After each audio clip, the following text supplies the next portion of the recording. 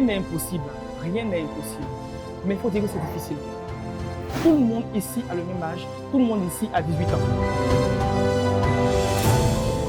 Nous sommes aujourd'hui à environ 600 personnes par jour, avec les 2 restaurants. En toute activité, dans tout secteur, il faut être discipliné. Parce que souvent, on a tendance à penser que quand on est entrepreneur, on peut faire ce qu'on veut. Au contraire, quand on est entrepreneur, même on a plus de pression. On a une grande chambre froide pour pouvoir couvrir tous nos restaurants, pour pouvoir stocker nos protéines et tout.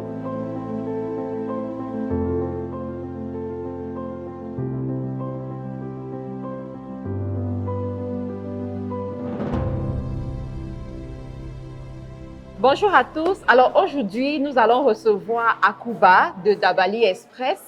Je suis très honorée d'être ici avec elle parce que je la suis depuis peut-être 2 ans sur les réseaux sociaux, particulièrement sur Facebook. Et j'ai vu comment elle a évolué, comment elle a mis sur pied son premier fast-food et ensuite son deuxième fast-food. Et je me suis dit, je ne peux pas venir en Côte d'Ivoire sans venir la voir afin qu'elle nous fasse profiter de son expérience. Bonjour Akuba. Bonjour, comment tu vas? Je vais très bien. Merci de nous accueillir ici dans ton restaurant, ton fast-food de luxe, il faut le préciser. Merci, c'est vraiment un honneur de nous recevoir ici. C'est vraiment un honneur pour moi aussi de vous recevoir ici, franchement, et je suis vraiment contente de vous avoir ici. Merci.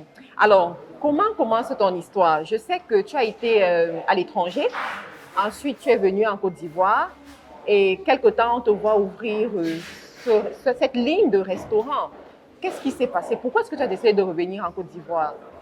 Alors, il faut dire que j'ai été à l'étranger pour les études, notamment dans quel pays? Aux États-Unis. Très bien. J'étais à Atlanta, voilà. Et après Atlanta, j'ai dû déménager à Londres avec, pour vivre avec mon époux. Après Londres, on a dû bouger à Dubaï, donc vraiment j'ai un peu bougé, voilà, dans plusieurs pays. Et puis, ayant vécu pendant quelques années à l'étranger, à un moment donné, on se dit, tiens, il faut commencer à développer une activité et tout. Moi, je me suis lancée dans l'entrepreneuriat, j'étais dans la mode et tout, à partir de Dubaï. J'avais des magasins à Abidjan ici. Donc, étant là-bas, je faisais mes activités ici. Mais à un moment donné, franchement, j'avais cette envie-là d'être sur le terrain parce que franchement, ça fait toute la différence. Oui. Avoir une activité, la mener de loin, à distance, et puis être sur le terrain, ça fait 2 choses différentes, franchement. Donc du coup, avec mon époux, on s'est dit à un moment donné, tiens, il faut qu'on saute le pas, il faut qu'on rentre au pays pour pouvoir vraiment emmener nos affaires à un niveau plus élevé, à the next level. Donc c'est pour ça qu'on est rentré à Abidjan en 2017, si j'ai bonne mémoire. En 2017, on est rentré à Abidjan et tout pour s'installer ici et puis être sur le terrain pour nos activités. Et quand tu rentres, tu commences directement dans l'entrepreneuriat ou bien tu vas d'abord trouver un emploi pour t'installer? Comment tu fais? À vrai dire, je n'ai jamais travaillé dans une entreprise, dans un autre emploi. Directement après l'école, je suis arrivé à l'entrepreneuriat directement. Très bien. Donc quand je rentre, j'ai déjà mon activité que je menais depuis l'extérieur. Donc quand je rentre, je me lance dedans encore, je professionnalise la chose, j'investis encore plus et tout. Donc j'étais dans la mode, bon, je suis toujours dans la mode avec Max 15 qui est une ligne de vêtements. Donc je me lance dedans et tout. Donc tout se passe bien, tout se passe super bien, c'est un succès et tout. Et comme j'aime le dire, je ne suis pas forcément passionnée par une activité précise, je suis passionnée par l'entrepreneuriat. Voilà. Je suis une femme qui adore bouger, qui aime ce qui est interactif, qui adore les challenges, les nouveaux challenges et tout. Donc c'est pour ça que des vêtements, je me retrouve tout de suite à la restauration. Justement, comment tu expliques cette transition? Parce que c'est quand même 2 mondes différents. À vrai dire, oui, c'est carrément 2 mondes différents. Et il faut dire que, pour la petite anecdote, beaucoup de personnes pensent que je suis moi-même derrière les fourneaux et non, je ne cuisine pas ici. Je n'aime pas cuisiner d'ailleurs. Voilà. D'où l'idée de Dabali Express parce que je n'aime pas cuisiner. J'ai horreur d'être en cuisine. Ça peut choquer beaucoup de personnes. Une femme africaine qui dit qu'elle a horreur d'être en cuisine. Mais oui, effectivement, moi j'ai horreur d'être en cuisine. Donc j'aime bien me délecter de plats de personnes qui aiment cuisiner. Voilà. Donc, du coup, pourquoi tout de suite la restauration? Parce que cette idée, moi et mon époux, on l'a eu il y a 7 ans, il y a longtemps. Voilà, on a eu cette idée-là. Parce que, étant étudiant, moi, j'ai eu à travailler dans un fast-food camerounais aux États-Unis. Quand j'étais étudiante, voilà, où je faisais le ndolé de temps en temps, où je faisais le hérou, on me faisait faire comment on appelle, les pop-pop et tout. Donc ça, c'était un boulot que j'avais sur le côté et tout, pour pouvoir m'aider à payer mon carburant, à avoir mon argent de poche et tout. Et mon époux aussi a eu à travailler dans de grandes chaînes de fast-food internationales dont je ne citerai pas le nom. Mais il a eu à travailler comme ça en tant que serveur. Après, il a été manager et tout, quand il était étudiant. Donc, du coup, lui aussi étant dans la finance, qui n'a rien à voir avec la restauration, moi étant dans l'entrepreneuriat, dans la mode et tout, on a toujours eu ce désir-là de pouvoir aussi lancer notre chaîne de restauration rapide. On s'est dit, pourquoi pas avoir nos mets locaux, nos mets ivoiriens qu'on aime tant manger avec un service rapide. Parce qu'il faut dire que avec l'expérience qu'on avait déjà à l'étranger et puis aussi l'expérience qu'on a eue quand on venait souvent en vacances.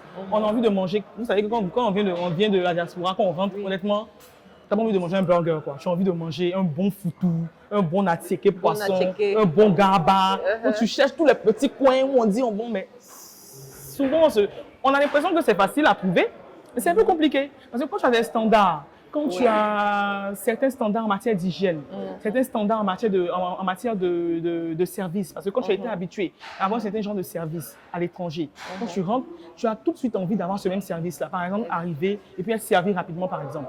De ne pas avoir à attendre 1 heure, 2 heures pour manger.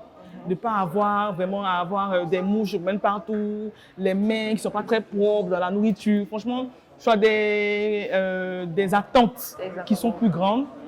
Et on s'est dit qu'on n'est sûrement pas les seules personnes à avoir ce genre d'attente-là. Donc, il y a sûrement un besoin quelque part. Donc, on avait cette idée-là, on a mûri l'idée. Au départ, on voulait franchement faire du garba, parce que mon mari, il est fan de garba. C'est un truc que je ne comprends pas. Alors, c'est quoi le garba? Parce qu'il y a des gens peut-être qui ne vont pas s'en sortir. Le garba, alors, on va dire, c'est le trésor national ivoirien. C'est de la tiéké, c'est le couscous de manioc avec du poisson thon. Voilà, franchement, c'est un truc assez simple. Poisson thon grillé, de la tiéké, des oignons découpés, de la tomate, du piment, de l'huile, du cumin, du sel, c'est tout. Très bien. C'est ça le garba, au fait. Donc, mon mari, il est super fan de garba. Donc, du coup, lui, c'était garba. On a fait une façon de garba. Donc, je lui ai dit non, garba, c'est trop limité. On a tellement de bonne nourriture en Côte d'Ivoire que, franchement, se limiter pour garba, on rate la plus grande partie de notre affaire, quoi. On doit étendre ça.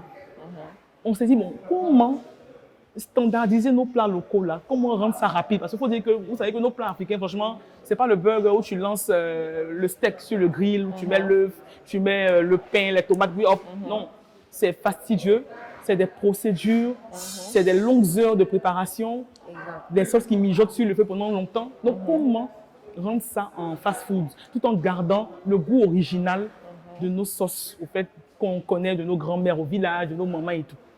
Donc c'est là qu'on s'est dit que tiens, c'est possible de le faire en rendant notre service rapide. Voilà. Donc, ça a été ça un peu l'idée, comment l'idée est venue et puis comment on a commencé à réfléchir sur le projet. Wow. Alors, j'ai eu l'opportunité de voir le deuxième investissement que vous avez fait. C'est assez beau, très bien organisé. Merci.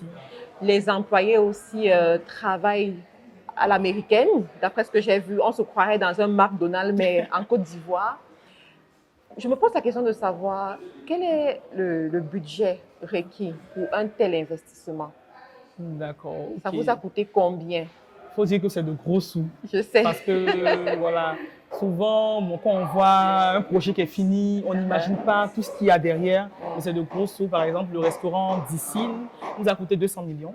Wow. Voilà, 200 millions dans la construction, dans l'aménagement, dans le matériel, dans toutes les machines. Parce qu'il faut dire qu'on a voulu vraiment, en termes d'équipement, être aux standards internationaux. Donc, on a des machines vraiment révolutionnaires, franchement, qui rentrent dans la production de nos repas. Par exemple, on a des cuiseurs de riz industriels, c'est des machines qui te font le riz, 200 kg de riz en 30 minutes. Wow. Voilà, pour ne pas avoir à mettre la marmite de riz au feu et puis attendre quand le riz est au feu, c'est compliqué. Est-ce que ça va brûler? Est-ce que tout Voilà, va cuire? ça va brûler, tout va cuire. Voilà. Il y a des grains qui ne sont pas cuits. Donc là, on a une machine comme ça. On a une grande chambre froide pour pouvoir couvrir tous nos restaurants, pour pouvoir stocker nos protéines et tout. On a une rôtisserie, on a des machines pour la boucherie. On a carrément une unité de boucherie qui découpe tous nos morceaux de viande pour avoir le même calibrage en termes de morcelage de nos protéines. Donc, il y a tout ça. Après, il y a les présentoirs qui tiennent les repas chauds. Parce que quand vous venez, les repas sont déjà prêts. Donc, il faut que ces repas-là soient gardés à une certaine température au cours de la journée. Donc, on a des présentoirs qui sont là, qui tiennent les repas chauds toute la journée. Donc, il y a tout ça, sans parler de l'ameublement, sans parler du design intérieur, sans parler même de l'aménagement même dans la structure même du restaurant. Après, c'est des constructions parce que quand vous prenez, par exemple, vous prenez un bâtiment, il est livré gros œuvre. Ici où on est là, ça n'existait pas. Donc, on a tout construit, on a mis les carreaux, on a tout, on a fait les murs, les séparations. Donc, pour dire que c'est beaucoup d'investissement. Voilà. Mais est-ce que le premier restaurant vous a demandé le même capital? Non, pas le même capital. Parce que le premier restaurant, il est un peu plus petit qu'ici. Voilà, lui, il nous a demandé, on va dire, 50 millions dans l'immédiat. Mais avant, ça, il y a eu des travaux. Je ne sais pas comptabiliser dans les 50 millions, mais bon, ça a donné 50 millions. Oui. Alors, quelle est votre méthode de financement? Parce qu'on entend ce genre de sommes et on se demande comment est-ce qu'on fait pour rassembler autant d'argent en une fois? Il faut dire que, comme je l'ai dit, nous sommes entrepreneurs, mon époux et moi, depuis bien longtemps. Donc, honnêtement, c'est de l'argent qui a été économisé, c'est épargné, mis de côté, c'est des années de sacrifice, voilà, des mois de sacrifice, de privation pour pouvoir avoir ce projet-là net. Parce que vous savez qu'un projet, quand vous commencez, vous avez souvent une idée de ce que vous voulez investir, mais en réalité, sur le terrain, c'est autre chose. Les charges se multiplient, des dépenses extra qui s'ajoutent. Donc, c'est vraiment des années d'épargne et tout qui ont été investies dans ça, sur fonds propres. Et ce projet, on ne compte pas s'arrêter là, on compte vraiment grandir sur les années. Donc, du coup, forcément, on ne pourra pas faire ça tout seul. Donc, à un moment donné, on aura vraiment besoin d'un coup de pouce. Et je suis sûr que vraiment le coup de pouce viendra. Parce que on est quand même dans un pays où on est vraiment allé à la rencontre de nos autorités qui ont promis de nous accompagner, qui ont épousé l'idée, qui ont trouvé l'idée innovante et qui voient vraiment l'avenir en ce projet-là et qui veulent accompagner vraiment son expansion. Très bien. Alors, tout à l'heure, tu as dit que tu n'aimes pas faire la cuisine, tu n'es pas du domaine, mais comment est-ce que tu réussis à constituer ton équipe avec des personnes professionnelles, des personnes qui comprennent très bien comment ça se passe, qui comprennent ta vision aussi? Comment tu as réussi à relever ce challenge? Alors, le plus grand challenge, effectivement, a été la ressource humaine. Voilà, recruter les personnes qui allaient comprendre, avoir cette vision-là et puis qui allaient nous accompagner. Je n'aime pas faire la cuisine, mais je sais faire la cuisine. Voilà, c'est juste que je n'aime pas le faire. Je trouve que je suis mieux à faire autre chose et tout, et que je peux m'octroyer l'aide d'autres personnes. Donc, du coup, franchement, depuis que je suis rentrée à Abidjan, je me suis dit, je ne rentre plus dans la cuisine. Voilà. Parce que quand j'étais à l'étranger, franchement, je me tapais la cuisine toute seule, tout le temps. Vous savez comment c'est à l'étranger. Donc, du coup, quand je suis rentrée, je me suis dit, non, ici, c'est fini. Et c'est fini, pourquoi? Parce que je me dis, OK, aujourd'hui, par exemple, la plupart du temps, je mange la nourriture de mon restaurant. Je commande moi-même. Je suis une grande cliente de mon restaurant, peut-être même une des meilleures clientes. Parce que je me fais livrer la nourriture quand je suis à la maison, je suis pas au travail. J'achète la nourriture ici. Mon époux mange tout le temps la nourriture ici. Ça nous sauve la vie parce que du coup, on n'a pas à se tracasser, se demander qu'est-ce qu'on va manger. Il y a tellement de menus. Donc, pour revenir à la question, ça a été compliqué au départ. Mais honnêtement, il y a des personnes qui ont tout de suite, quand j'ai fait appel, parce qu'il faut dire que grâce aux réseaux sociaux, j'ai fait appel, appel à candidature pour des personnes qui voudraient travailler pour Dabali Express, même avant de commencer. Donc, j'ai eu plusieurs CV, plusieurs personnes qui ont demandé à être à être de l'aventure et ça a été des semaines de formation. Tu les as formés? Je les ai formés, oui. Parce que, vous savez, moi j'aime bien dire que quand on veut travailler avec moi, pas se dire qu'on connaît rien. J'ai ma vision, j'ai ce que je veux. Donc, oubliez ce que vous avez déjà appris, écoutez ce que je veux et à l'aide de ce que vous avez appris, faites des choses extraordinaires de ce que je veux. Ça, c'est ma philosophie. Donc, tu peux savoir être super cuisinière, savoir super préparer. Moi, je te dis que non, moi, voilà comment je veux qu'on procède. OK. Donc, c'était des semaines de préparation, des semaines de formation, parce qu'il faut dire qu'on ne s'arrête pas seulement qu'à la cuisine. Oui. C'est beaucoup de travail. C'est des procédures. Il faut que le chef cuisinier puisse écrire des procédures. Il faut qu'on puisse savoir, parce que c'est une chaîne. Donc, c'est pas comme si on est à la maison qu'on prépare aujourd'hui selon l'humeur, on met une tomate, selon l'humeur demain, on met 2 piments, non. C'est des procédures qui sont écrites, c'est des procédures qui doivent suivre combien de litres d'eau pour la sauce, combien de cuillères d'huile, combien de piments, combien de grammes de tomates. C'est tout ça qui est écrit, qui est travaillé sur de longues semaines pour pouvoir avoir les recettes qu'on sort tous les jours. Et pour pouvoir avoir une homogénéité dans nos différents restaurants. Parce qu'il faut pouvoir garder le goût dans tous les restaurants qu'on aura au fur et à mesure qu'on évolue. Et ça, c'est un travail qui se fait depuis la base. Et ce n'est pas difficile avec les mets africains, parce que nos mets africains, c'est souvent que des fois, il faut mettre une épice, des fois, il faut mettre, je ne sais pas, du sel. Voilà, comment vous réussissez à faire tout ce dosage-là? C'est difficile, mais ce n'est pas impossible, en réalité. C'est difficile, c'est plus de travail. Voilà, comme je disais, là, par rapport à un burger, franchement, une sauce, c'est beaucoup plus de travail. Mais ce n'est pas impossible, c'est possible de le faire, parce que nous, on le fait. C'est possible de le faire, avec de la détermination, avec de la volonté. Parce que vous savez, très souvent, face à l'adversité, on se dit que non, c'est difficile, donc on ne le fait pas. Non. Il y a toujours une solution. Et moi, je suis une personne qui fonce pour les solutions. Je me dis qu'il y a toujours une solution. Tout est toujours possible. Il faut juste réfléchir, pousser un peu et puis trouver la solution et puis faire le travail. Donc, tout est possible. C'est comme ça que, franchement, j'essaie de formater mes équipes, de leur dire qu'à tout problème, il y a une solution. Et le travail que nous, on doit faire, c'est de trouver les solutions pour pouvoir avoir des procédures qui marchent avec notre travail. Et honnêtement, par la grâce de Dieu, on a eu des personnes qui ont vraiment épousé la vision, qui ont vu de l'avenir dans cette chaîne de fast-food-là qui se lance, qui ne se sont pas dit non, c'est une chaîne qu'on ne connaît pas, donc du coup, on griffe. Pourquoi venir travailler là-bas, où j'ai honte, non. Ils ont tout de suite vu la vision, qui ont vu où on voulait aller, qui, on va dire aussi, la plupart sont des personnes qui me suivent sur les réseaux sociaux aussi, donc ils savent que je mets beaucoup de sérieux dans ce que je fais, donc qui ont eu confiance et qui sont lancés dans l'aventure. Voilà. Alors, j'ai remarqué une autre chose, c'est que tes collaborateurs sont majoritairement jeunes. Est-ce qu'au niveau de la cuisine aussi, ce sont les jeunes, ou alors tu as pris des personnes un peu plus âgées, sachant qu'elles sauront faire les mets traditionnels? Ok, il faut dire que franchement, l'équipe est très homogène. Ok. Mais en réalité, moi, il y a une majorité de jeunes parce que c'est une marque qui est dynamique. C'est une marque qui se veut dynamique et c'est un travail qui demande beaucoup d'investissement physique. Parce que la restauration rapide, tout ce qui est rapide demande de l'effort, vous savez. Voilà, tout ce qui est rapide demande de l'effort supplémentaire. Donc du coup, franchement, on ne veut pas des personnes nonchalantes et trouver des personnes qui se bougent. Donc après, ce n'est pas seulement que des jeunes. Il y a des femmes de certain âge en cuisine, il y a des dames et tout, mais qui ont un esprit jeune. Parce que moi, j'aime l'esprit frais. Exactement. Des personnes qui peuvent accepter de travailler vraiment comme si c'était sur un terrain de foot, qui veulent se bouger, qui veulent apprendre, qui ne sont pas limités, ils ne se disent pas non, comme je suis un aîné, mais je suis une maman, donc non. Tout le monde ici, j'aime le dire, tout le monde ici a le même âge. Wow. Tout le monde ici a le même âge, tout le monde ici a 18 ans. Donc du coup, c'est une équipe qui est vraiment jeune, que ce soit dans la tête et physiquement. Super. Alors, moi, je t'ai découvert grâce à Facebook, les réseaux sociaux. Tu es très présente sur les réseaux sociaux et tu communiques énormément sur ton activité. Alors, comment est-ce que ça influence la progression de Dabali Express aujourd'hui? On va dire qu'aujourd'hui, Dabali Express, au-delà de la marque, a un visage. Parce que les gens aiment pouvoir s'assimiler à la personne derrière une entreprise. Exactement. Pouvoir vraiment comprendre son histoire. Et c'est ce qu'on a vécu avec Dabali Express. Parce qu'il faut dire qu'on a eu un élan de solidarité qui est venu avec le lancement de la chaîne de fast-food.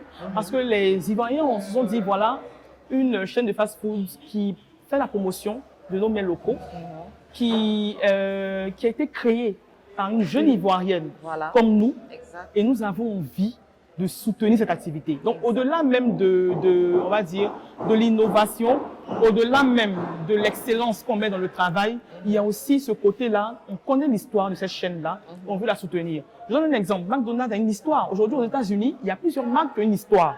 Et les Américains vont dans ces marques-là parce qu'ils se retrouvent à travers l'histoire de ces marques. Donc, c'est un élan, c'est cet esprit de nationalisme-là qu'on essaie de créer en partageant vraiment tout ce qu'on vit, en partageant la chaleur de l'équipe, l'esprit d'équipe qui est ici. Sur les réseaux sociaux, on aime beaucoup danser ici. Très souvent, les gens me demandent « Ah, mais ici, là, ils ne font que danser et tout. » Donc, franchement, les réseaux sociaux nous ont aidés à pouvoir susciter cet élan de solidarité-là des Ivoiriens qui ont tout de suite accouru, nombreux. Honnêtement, on sait que dans la restauration, c'est le bouche à oreille, c'est sur le temps qu'on se crée notoriété et qu'on attire les clients. Mais avec nous, ça n'a pas été le cas. Parce que dès le début, on a eu du monde et ça n'a pas cessé de grandir. Wow. Aujourd'hui, notre nombre de clientèle par jour a carrément doublé. À combien à peu près? Nous sommes aujourd'hui à environ 600 personnes par jour, wow. Avec les 2 restaurants. Wow. Donc, du coup, au niveau d'Angré, on est à 300 personnes par jour en moyenne. Au niveau de la Riviera 2, pareil, 300 personnes. Ce qui est franchement incroyable et époustouflant. Exactement. Vous pouvez imaginer. Et à peu près, vous avez un chiffre d'affaires de combien, si ce n'est pas indiscret? On va dire que pour le premier restaurant, on a un chiffre d'affaires de 40 millions. Voilà, et puis ici mois? Aussi, oui, par mois. Ici, on n'a pas encore atteint le premier mois. Mais on va dire qu'on sera dans ces eaux-là, peut-être plus. Je crois peut-être plus, effectivement, parce que ça entre et ça sort. Oui, ça tourne beaucoup. Et aussi, les gens passent les commandes en ligne. Moi, par exemple, depuis que je suis là, je mange ici à midi, mais je passe les commandes en ligne. Donc, je crois que en ligne également, il y a beaucoup d'activités. Oui, il y a beaucoup d'activités et je vais même aller jusqu'à dire que les commandes en ligne font 30% de notre chiffre d'affaires, ce qui n'est pas négligeable. Voilà. Wow. On livre beaucoup, on a des motos, on a des livreurs, on a un site internet, on a tous nos canaux de communication, Facebook, on a WhatsApp, on a Instagram. Donc, tous ces canaux-là nous servent à récolter les commandes. Voilà. On a un call center aussi qui reçoit les appels. Super, wow. Alors, Akouba, tu es une femme d'affaires qui est en train de vraiment prospérer dans ton pays. Tu es également une épouse et une mère. Comment est-ce que tu réussis à joindre toutes ces casquettes et à rester équilibrée? Ok, on va dire que ça, c'est un challenge quotidien parce que c'est pas évident. Il y a des jours où je m'en veux un peu. Je me dis, ah, mes bébés sont à la maison, j'ai envie de les voir, ils me manquent. Donc, c'est vraiment de rendre chaque petite minute, chaque petite heure que j'arrive à avoir avec eux, de les transformer des moments de qualité. Okay. Voilà. La quantité n'est pas forcément, parce qu'aujourd'hui, je peux pas m'offrir ce luxe-là, d'avoir cette quantité-là en termes d'heures à passer avec mes enfants.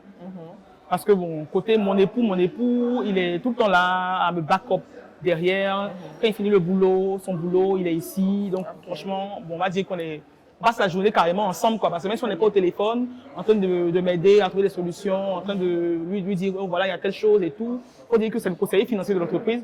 Tout ce qui est finance, c'est lui qui s'en occupe. Donc, quand il y a des achats à faire, c'est lui qui valide. Wow. C'est lui qui valide tout ce qui est finance. Voilà. Donc, vraiment, moi, je m'occupe de tout ce qui est développement de l'entreprise et marketing, communication, développement de l'entreprise. Et lui, tout ce qui est volet finance, c'est lui qui s'en occupe. Il faut dire que vraiment, on est en synergie dans ça. Donc, côté mon époux, ça va. C'est vraiment côté les enfants, honnêtement, parce qu'ils finissent l'école. Donc, moi, je suis encore au travail, je sors tôt, je rentre tard. Donc, c'est pas évident. Mais j'essaie franchement de passer des moments de qualité avec eux. Quand je suis avec eux, je suis à fond avec eux. Voilà, on passe du temps ensemble, on s'amuse. Et dès que j'ai un petit moment de repos, je le passe avec eux. Ah, super. Donc, c'est pas évident, franchement, être maman, être femme, épouse, être entrepreneur, mais c'est pas impossible, voilà. Faut juste pouvoir trouver le juste milieu. Savoir faire des sacrifices, voilà, savoir se donner de soi-même et puis faire comprendre les enfants. Par exemple, ma fille, les week-ends, je l'emmène ici. Elle sait ce que maman fait, elle sait tout ce que je fais, elle connaît les activités, toutes nos activités, elle les connaît. Et une anecdote, la dernière fois, parce qu'on a une salle VIP au niveau de la Riviera 2. Donc elle me demandait, maman, la salle VIP, c'est à combien? Donc, je lui ai dit, c'est à 1000 francs par tête pour être assis là-bas. Elle m'a dit, maman, non, mais tu abuses, c'est trop moins cher. Quand je vais reprendre les rênes de l'entreprise, je vais faire à 50 000. Oh mon Dieu! Elle a 8 ans. Donc je lui ai dit, mais tu es déjà m'éjecter. Donc voilà. Oh mon Dieu, elle pense vraiment. Voilà. Très Donc loin. j'ai aimé parce que déjà, elle a sorti le mot quand je vais reprendre l'entreprise. Donc déjà, elle se voit en train de demain et c'est une grande conversation parce qu'à l'école, j'ai plein de parents d'élèves de son école qui viennent manger ici. Ah, on a entendu ça parce que votre fille rabâche ça tout le temps en classe. Wow. Ses copines font la publicité et nous, les parents, on est obligés de venir. Oh, donc, génial, super. Alors, dis-moi, il y a plusieurs personnes qui vont suivre cette interview et qui seront inspirées par ton histoire. Est-ce que tu penses qu'un restaurant comme celui-ci, on peut le piloter à distance? Parce qu'il y a plusieurs personnes de la diaspora qui aimeraient investir en Afrique et qui veulent aussi lancer des restaurants ou bien faire autre chose. Est-ce que tu penses que c'est possible? Toi qui as été à l'étranger et qui es revenu, est-ce que tu penses que c'est possible de gérer à distance? Ok, comme tout à l'heure je l'ai dit, rien n'est impossible. Rien n'est impossible. Mais il faut dire que c'est difficile. Parce que vous voyez, je suis en Côte d'Ivoire, mais je suis tout le temps là, en train de tourner entre mes différents restaurants pour voir comment ça se passe. Imaginez quelqu'un qui n'est pas dans le pays, c'est compliqué. C'est des activités où vraiment, qui demandent votre présence. Parce que la restauration, par exemple, c'est quelque chose de tellement délicat qu'il ne faut pas négliger plusieurs aspects. Il faut pouvoir être pointilleux, pouvoir avoir l'œil, pouvoir tourner. Il faut pouvoir se faire accompagner de personnes ressources qui sont formées pour. Par exemple, moi, dans mon cas, j'ai vraiment investi dans ma ressource humaine en ayant des managers qui ont une grande expérience, des managers qui sont bien formés, qui peuvent vraiment comprendre déjà le standing où on est, comprendre la vision et puis fournir un bon travail. Mais je suis obligé d'être là quand même pour voir si ce que je leur ai donné comme objectif et tout arrive à être atteint. Donc je veux dire quoi, c'est possible. Mais il y a plusieurs manières de pouvoir investir. Moi, je trouve qu'aujourd'hui, si vous n'avez pas forcément, vous n'êtes pas vraiment prêt à rentrer, par exemple, pourquoi pas investir dans des activités qui existent déjà? C'est une alternative. Quoi, par exemple? Non, par exemple, Dabali Express, par exemple, va dire, OK, on ouvre le capital. OK. Voilà. Mais est-ce que c'est ouvert le capital? Pas pour le moment. On va le faire. On veut y arriver. On va le faire. Parce qu'on va tout faire, par exemple. On va le faire. Donc, pourquoi pas investir dans des activités qui existent déjà et puis être investisseur, avoir un capital, être dedans et tout. Parce que là, au moins, il y a des personnes sur place qui veillent à ce que l'activité soit vraiment bien faite. Il y a une réglementation en matière de loi, en matière voilà, de loi et tout. Et puis, vous êtes protégé quelque part et vous n'avez pas forcément besoin d'être là physiquement. Parce qu'il faut dire que ce genre d'activité, c'est pas évident de le faire à distance. OK. Ça, c'est vrai. Super.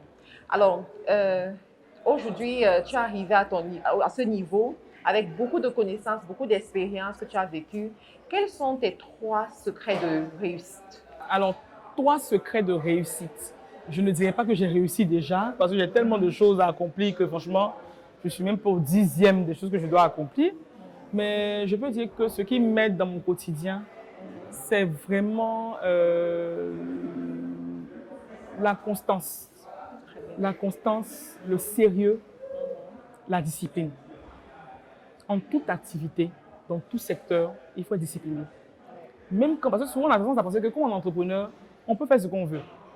Quand on est entrepreneur, on n'a pas de patron pour nous dire voilà, lève-toi à cette heure. Mais au contraire, quand on est entrepreneur, même on a plus de pression parce qu'on doit avoir une comment on dit, self-discipline, une autodiscipline. Il y a des fois où j'ai envie de dormir. Aujourd'hui, par exemple, j'étais ici à 5 heures du matin. Je pouvais rester couché. Mais la conscience professionnelle m'a demandé de me lever et de venir au travail pour suivre ce qui se passait ici. Donc, franchement, la discipline dans tout ce que vous faites. Il faut avoir aussi de la résilience. Il faut pouvoir se dire que ce n'est pas toujours évident. Il faut pouvoir déjà accepter le fait que les échecs vont être notre quotidien.